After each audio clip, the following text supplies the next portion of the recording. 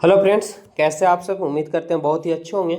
और आप लोग भी जो हम बता दें कि 10th क्लास के विद्यार्थियों के लिए बहुत बड़ी खुशखबरी है, क्योंकि हम इस चैनल पे आप लोग को बिहार बोर्ड एग्जाम 2026 के लिए 10th क्लास के विद्यार्थियों के लिए, चाहे साइंस हो, सोशल साइंस हो या मैथ हो, चैप्टर व चैप्टर ऑब्जेक्टिव और साथ ही साथ जो है आपको जितने भी क्वेश्चन आज तक पूछे गए क्वेश्चन बैंक वो पूरा का पूरा क्लियर करवा रहे हैं।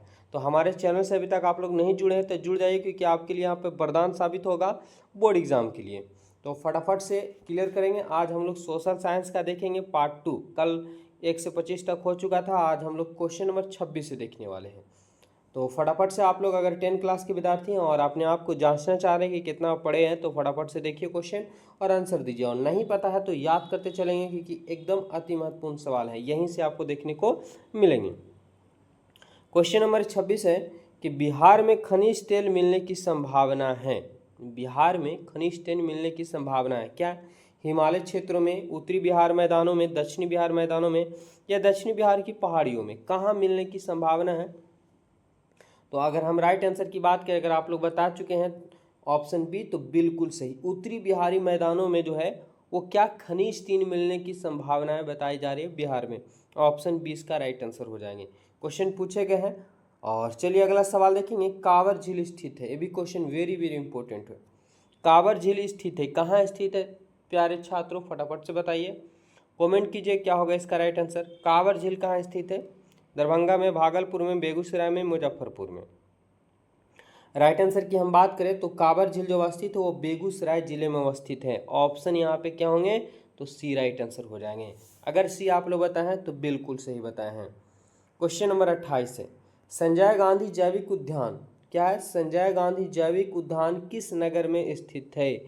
चलिए फटाफट से बताइए, क्या राजगीर में है, बोधगया में है, बिहार शरीफ में है या पटना में है? संजय गांधी जैविक उद्यान कहाँ अवस्थित है? याद रखेंगे, संजय गांधी जैविक उद्यान जो अवस्थित है वो पटना में अवस्थित है। कहाँ?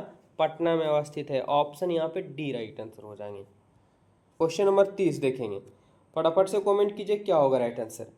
जिस देश का राष्ट्रीय आय अधिक होता है वह देश कहलाता है। Very very important question. जिस देश का राष्ट्रीय आय अधिक हो वह देश कहलाता है। कैसा? अविकसित कहलाएगा, विकसित कहलाएगा, अर्ध विकसित कहलाएंगे, इनमें से कोई नहीं। क्या होंगे राइट आंसर? तो जिस देश का राष्ट्रीय आय अगर ही ज़्यादा हो तो वह क्या कहलाता है? विकसित कहलाता है। क्या कहलाता है? विकसित कहलाता है। ठीक है। और भारत अभी क्या है? विकासशील देश के रूप में आता है, विकसित नहीं आता, लेकिन धीरे धीरे भारत बहुत तेजी से ग्रोथ करता जा रहा है, करेगा। चलिए आगे देखेंगे। क्वेश्चन नंबर 31 है कि भारत के किस राज्य की प्रति व्यक्ति आय सर्वाधिक है? पूरा राज्य के बारे में पूछा है। भारत के किस राज्य का प्रति व्यक्ति आय अधिक है? क्या बिहार का, पंजाब का, हरियाणा का या गोवा का? क्या होगा राइट आंसर 31 नंबर सवाल का। और ये लगभग सभी को पता होगा कि गोवा का क्षेत्रफल काफ़ी कम है और यहाँ जो है वो प्रति व्यक्ति आय सर्वाधिक है पूरे भारत में। तो भारत के किस राज्य में प्रति व्यक्ति आय सबसे ज़्यादा है? गोवा में। बिहार को गरीब राज्य भी कहा जाता है। ठीक है। अगला देखेंगे सवाल नंबर क्या है। क्वेश्चन नंबर है हमारे पास 32 नंबर। क्या सवाल है कि निम्नलिखित में कौन मुद्रा का कार्य नहीं है? देखिए, मुद्रा का कार्य यानी रुपया का कार्य नहीं है, रुपया का कार्य नहीं है। सबसे पहला है विनिमय का माध्यम। तो विनिमय आप देख रहे हो कि किसी एक वस्तु से अगर हम कोई सामान खरीदते हैं उसके बदले में उसे रुपया देते हैं, मतलब ये है काम। हमें कह रहे काम नहीं है, कार्य नहीं है। दूसरा मूल्य का मापन, मूल्य का मापन, मूल्य का संचय और या उत्पादन। तो आप मूल्य का मापन भी कर सकते हैं, आप कितना पैसा कमाए आप जमा भी कर सकते हैं। मूल्य का संचय यानी जमा करना, मूल्य को गिनना यानी रुपया पैसा गिनना हो गया। मूल्य का संचय करना, आप कमाते हैं जमा भी कर सकते हैं, लेकिन आप रुपया को उत्पादन नहीं कर सकते हैं, घर पे नहीं बना सकते हैं, क्योंकि आरबीआई के द्वारा ये छापा जाता है। ठीक है। तो ऑप्शन की बात करें, ऑप्शन यहाँ पे डी करेक्ट आंसर हो जाएंगे। अगला सवाल है कि भारत के केंद्रीय बैंक कौन है? Very very important question. Central bank, Bharat का केंद्रीय बैंक कौन सा है? 33 नंबर सवाल का आंसर। तो देखिए, भारत का अगर केंद्रीय बैंक की हम बात करें तो ये स्टेट नाम से ही पता चल रहा होगा, स्टेट है। और ये जो आपको अगर हम बात करें तो पंजाब नेशनल बैंक, पंजाब का स्पेशल नज़र आ रहा होगा। क्षेत्रीय ग्रामीण बैंक क्षेत्रीय नज़र आ रहा होगा, लेकिन यहाँ पे सेंट्रल बैंक बोला है तो ये क्या है? Reserve bank of India, RBI. ठीक है। यह है भारत का क्या? तो केंद्रीय बैंक है, इसका मुख्यालय मुंबई में है। ऑप्शन यहाँ पे D right, sorry A correct answer हो जाएंगे। ऊर्जा का मुख्य स्रोत क्या है? तो ऊर्जा का मुख्य स्रोत की अगर हम बात करें, कोयला है, पेट्रोलियम है, विद्युत है, इनमें से सभी हैं। तो यहाँ पे आप देख रहे हो कि कोयला से भी ऊर्जा की प्राप्ति होती है, पेट्रोलियम से भी ऊर्जा की प्राप्ति होती है, विद्युत से भी ऊर्जा की प्राप्ति होती है, इनमें से सभी। अगर यहाँ पे ऑप्शन सूर्य रहता है तो वो करेक्ट आंसर हो जाता है। पृथ्वी पर सबसे ऊर्जा का ज़्यादा स्रोत जो है वो सूर्य ही है। क्वेश्चन नंबर 35 हमारे पास है, पार्ले समूह के थम्स अप ब्रांड को किस बहुराष्ट्रीय कंपनी ने खरीद लिया? पार्ले यानी आप लोग कहीं ना कहीं पार्ले का बिस्कुट जरूर खाए होंगे, है ना। पार्ले के थम्स अप ब्रांड को किस बहुराष्ट्रीय कंपनी ने खरीद लिया? किसने खरीद लिया? याद रखेंगे कोको कोला, ठीक है। कोको कोला बहुराष्ट्रीय कंपनी है जो थम्स अप ब्रांड को खरीद लिया। ऑप्शन की बात करें, ऑप्शन यहाँ ए सही हो जाएंगे। क्वेश्चन नंबर 36 है कि निम्नलिखित में से किस बाढ़ से सबसे अधिक हानि होती है? बाढ़ से सबसे ज़्यादा हानि पूछा आपको, फसल को होता है क्या, पशुओं को होता है, भवनों को होता है, उपयुक्त में से सभी को होंगे। तो अब बाढ़ किसी को पहचानता नहीं है, ठीक है। ये फसलों को भी नुकसान होता है, पशुओं को भी नुकसान होता है, भवनों का भी होता है, जान माल सभी की हानि होती है, इसलिए आंसर यहाँ पे डी राइट आंसर हो जाएंगे। ऑप्शन की बात करें तो ऑप्शन डी करेक्ट आंसर। चलिए क्वेश्चन नंबर 37 देखेंगे कि समान संचार व्यवस्था के बाधित होने का मुख्य कारण क्या है? संचार, है ना, समान संचार व्यवस्था यानी जिसको नेटवर्क बोलते हैं, तो व्यवस्था को बाधित होने का मुख्य कारण क्या है? केबल का टूट जाना, या संचार टावरों की दूरी, या टावरों की ऊंचाई की कमी, इनमें से कोई नहीं। क्या होगा राइट आंसर? तो संचार व्यवस्था को बाधित होने का, ठीक है, बाधित होने का मुख्य कारण होता है केवल ही टूट जाना। केवल यानी तार का टूट जाना, ये क्या हो जाता है? पूरी तरीके से संचार क्या हो जाते हैं? बाधित हो जाते हैं। चलिए आगे देखते हैं। क्वेश्चन नंबर हमारे पास 38 है। 38 बोला कि आग से जलने की स्थिति में किस प्राथमिक उपचार की आवश्यकता है? Very very important question. अगर कोई व्यक्ति आग से जलता है तो ऐसे स्थिति में प्राथमिक उपचार की आवश्यकता क्या है?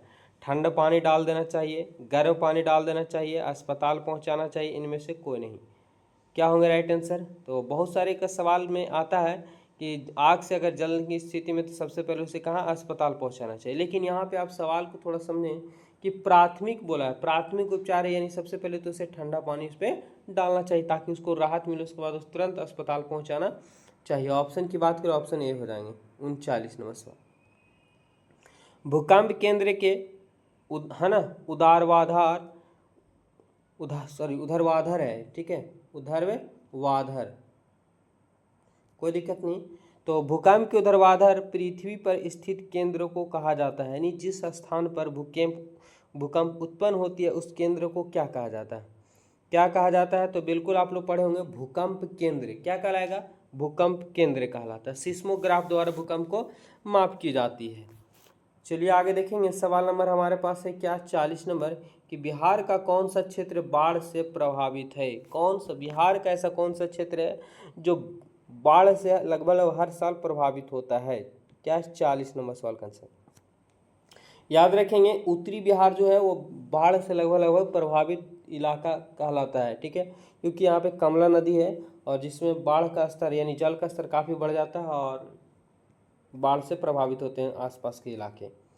चलिए देखेंगे अगला सवाल है कि निम्नलिखित में कौन मानव जनित आपदा है? देखिए मानव जनित आपदा, नाम में ही आपको पता चल गया कि मानव द्वारा जो घटाई जाने वाली घटनाएं होती है, जैसे सांप्रदायिक दंगे, सांप्रदायिक यानी एक दूसरे को लड़वा देना जात पात के नाम पे, धार्मिक आधार पे, आतंकवाद, ठीक है, निर्दोष लोगों को मारना आतंकवाद कहलाएगा, महामारी, बीमारी हो गया, उपयुक्त में से सभी। क्या होंगे राइट आंसर 41 का? तो देखिए ये है ना, सांप्रदायिक दंगे ये मानव द्वारा ही होते हैं, आतंकवाद मानव ही करता है, महामारी एक प्रकार की क्या हो जाते हैं, बीमारी, यानी मानव द्वारा ही आजकल सभी हो रहे हैं, महामारी, भूखमरी। अगर फसल ही नष्ट हो जाएंगे, नुकसान करवा दिया जाएगा तो भी क्या हो जाएंगे, आपदा हो जाएंगे, इनमें से सभी यहाँ पे डी राइट आंसर हो जाएंगे। अगला सवाल, सौर ऊर्जा निम्नलिखित में से कौन सा संसाधन है? सौर यानी सूर्य ऊर्जा जो प्राप्त होती है वो कौन सा संसाधन है? बिल्कुल यहाँ पे राइट आंसर आप लोग को ऐसे सवालों को देखने को मिल रहा होगा और बहुत ही आसानी इसका राइट आंसर है। क्या है? अजैव है, अचक्रीय है, मानवकृत है या पूर्ण योज्य है? याद रखें इसका राइट आंसर की बात करें हम तो ऊर्जा का सबसे बड़ा स्रोत पृथ्वी पर सूर्य होते हैं और एक कैसा संसाधन है तो जैव संसाधन है, लेकिन यहाँ पे जैव ऑप्शन दिया हुआ नहीं है, इसलिए पुनः पुनर्योजित यानी बार बार हमें सूर्य की ऊर्जा मिल जाती है रोज, ठीक है, तो पुनः बार बार हो जा रहे हैं। अगला सवाल, तट रेखा में कितने किलोमीटर सीमा क्षेत्र सीमा अपवर्तक आर्थिक क्षेत्र कहलाते हैं। यानी समुद्र में आप बटा हुआ सभी का क्षेत्र है, और उस इलाके में आप देखिए मछुआरा अगर कहीं दूसरे इलाके में हिल जाते हैं तो वो पकड़ा दिए जाते हैं, नहीं दूसरे देशों से पकड़ लेता है, अरेस्ट कर लेता है। तो क्या बोल रहा है कि समुद्र तट रेखा है ना, तट रेखा में कितने किलोमीटर सीमा क्षेत्र अपवर्तक आर्थिक क्षेत्र होते कहलाते हैं। यानी आप वहाँ तक के मछली को पकड़ सकते हैं या व्यापार कर सकते हैं, कुछ भी कर सकते हैं। कितना किलोमीटर याद रखेंगे, ये लगभग 200 किलोमीटर का रेंज होता है। इससे अगर बाहर जाते हैं तो दूसरे क्षेत्र का इलाका जाता है, दूसरे देश का, और वहाँ पे आपको अरेस्ट कर सकते हैं। देश के बांधों को किसने भारत का मंदिर कहा था? Very very important question. देश के बांधों को किसने भारत का मंदिर कहा था? तो देखिए देश मंदिर किसने कहा था, चलिए फटाफट से बताइए। याद रखेंगे पंडित नेहरू के द्वारा कहा गया था। क्या कहा गया था कि बांध जो है वो भारत का एक प्रकार से क्या है, मंदिर है। ऑप्शन यहाँ पे डी राइट आंसर हो जाएंगे। 45 नंबर। कुल जल का कितना प्रतिशत भाग महासागरों में निहित है? कुल जल का कितना प्रतिशत भाग जो है महासागरों में क्या है, निहित है? आप लोग पढ़े होंगे पूरा पृथ्वी का 3/4 यानी 3/4 में पानी ही पानी है, लेकिन सब कहाँ महासागरों में है। और वह कैसा पानी है? तो बिल्कुल वो पानी खारा है, वो पीने युक्त नहीं है। लगभग जो है 2.4% समथिंग पानी है ना, मीठा पानी है जो पीने लायक है। बाकी पानी जो समुद्र महासागरों में है वो खारा पानी है, आप पीने योग्य नहीं है। लेकिन आज कंपनियां जो है कई तरीके से उसको पीने योग्य बना रहे फिल्टर करके। अगला सवाल, भारत का सबसे बड़ा जूट उत्पादक कौन सा राज्य है? जूट उत्पादक सबसे बड़ा राज्य कौन सा है भारत का? क्या होंगे राइट आंसर? 46 का। याद रखेंगे जूट का सबसे बड़ा उत्पादक राज्य जो है वो पश्चिम बंगाल है। क्या पश्चिम बंगाल जूट का सबसे बड़ा उत्पादक राज्य कहलाता है? देखें क्वेश्चन नंबर हमारे पास 47 है कि निम्नलिखित में खरीफ फसल कौन है? एक रबी फसल होता है और एक खरीफ फसल है। गेहूं, सरसों, चावल, मटर। अगर आप ऑप्शन से अगर छांटना चाहेंगे तो बिल्कुल आप छांट सकते हैं। देखेंगे जैसे गेहूं के साथ ही सरसों लगा रहा था और सरसों की उसी टाइम मटर लगा रहा हुआ था, तो ये तीनों की तीनों एक टाइप के फसलें हैं, लेकिन चावल अलग मौसम में लगा रहता है। तो यहाँ पे तीनों तो सही होगा नहीं, तो ऑप्शन क्यों अलग कौन सा लग रहा है? तो ऑप्शन सी, यानी खरीफ फसल कौन सा है? चावल है। बाकी क्या है, रबी फसल के रूप में आते हैं, तेलहन चावल जो आते हैं जितना भी। अगला सवाल है कि पक्की सड़कों की लंबाई की दृष्टि से प्रथम स्थान पर कौन सा राज्य आता है? यानी सबसे ज़्यादा जो पक्की सड़कें बनाए गए हैं भारत का कौन सा राज्य है? कौन सा राज्य है? याद रखेंगे, वेरी वेरी इंपॉर्टेंट क्वेश्चन है और ये क्वेश्चन पूछे गए हैं। तो महाराष्ट्र जो है वो क्या लंबाई की दृष्टि से सबसे ज़्यादा सड़कें जो है वो कहाँ, महाराष्ट्र में ही है। Option B. क्या था? Option B. याद रखेंगे निम्नलिखित कौन सड़कों का एक वर्ग नहीं है? तो पूर्व पश्चिम गलियार जो है वह क्या है, सड़कों का एक वर्ग नहीं है। पूर्व पश्चिम गलियार या सड़कों का एक वर्ग नहीं है। ऑप्शन यहाँ पे ए राइट आंसर हो जाएंगे। अगला सवाल, पूर्व मध्य रेलवे का मुख्यालय कहाँ है? पूर्व मध्य रेलवे का मुख्यालय कहाँ है? और इसका आंसर आप लोग कमेंट करके बताइए फटाफट से, ठीक है? गूगल नहीं करना है। पूर्व मध्य रेलवे का मुख्यालय आपको बताना। और अब बता दें आप लोग को कि जो भी 10 क्लास के विद्यार्थी हैं और हमारे चैनल से आप लोग जरूर जुड़ जाइए, ठीक है? धन्यवाद, मिलते हैं नेक्स्ट वीडियो में। जय